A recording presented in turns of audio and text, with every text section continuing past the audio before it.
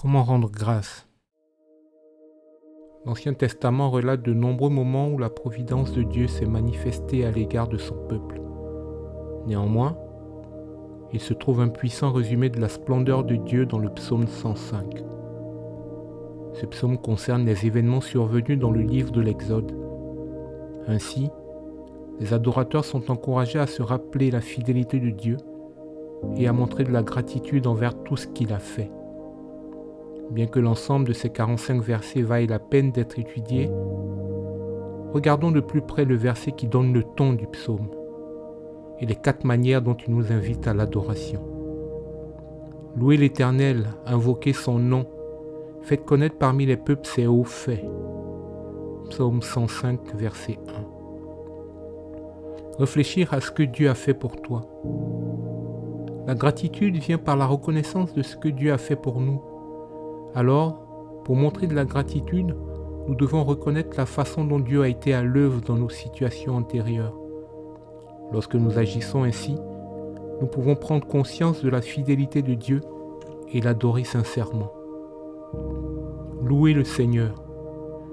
Dans le psaume 105 au verset 1, le terme louer vient du mot hébreu yada, qui signifie revérer ou adorer. Pour révérer quelqu'un, il s'agit d'abord de respecter la personne pour ce qu'elle est réellement. Louer est un acte permanent d'adoration qui implique de reconnaître Dieu tel qu'il est et de lui offrir notre gratitude pour tout ce qu'il a fait. Invoquer son nom.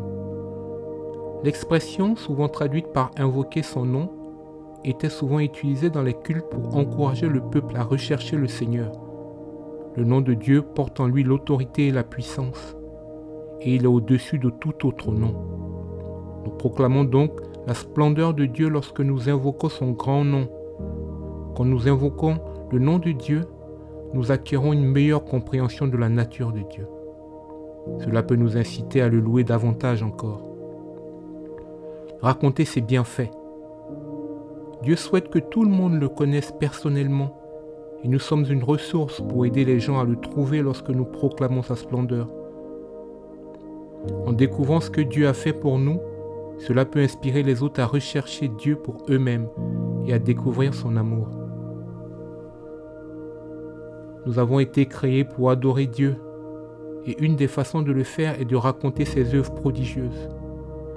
Aujourd'hui donc, mets intentionnellement du temps à part pour te souvenir de la fidélité de Dieu, puis raconte aux autres ses grandes œuvres. Qui sait, tes louanges pourraient inspirer d'autres personnes à adorer Dieu à leur tour. Sois béni.